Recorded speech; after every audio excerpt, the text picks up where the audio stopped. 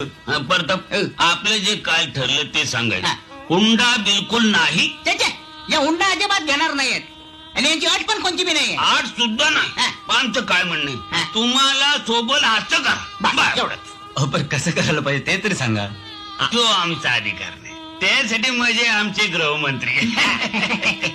तेव्हा आमचं काय म्हणणं आहे, मुलगा चांगला BSc झालेला आहे, तर तेव्हा त्याच्या डोक्यात कारखाना बिरकाना काढायचं काहीतरी हाय.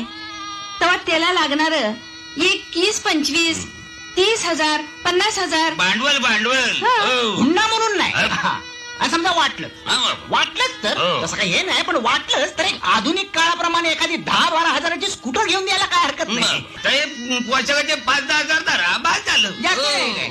आणि नेहमीच्या रीतिरिवाजाप्रमाणे 1 तोळ्याची अंगठी तर ते घालतीलच. तुम्हाला काय वाटतं?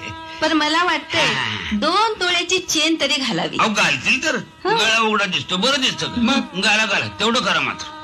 की पोची घालण्याची पद्धत लय जुनी झाली. जुनी झाली. हा, तुमची हौस असेल तुम्ही जरूर घाला, आमची ना नाही. हुंडा म्हणून नाही. नाही.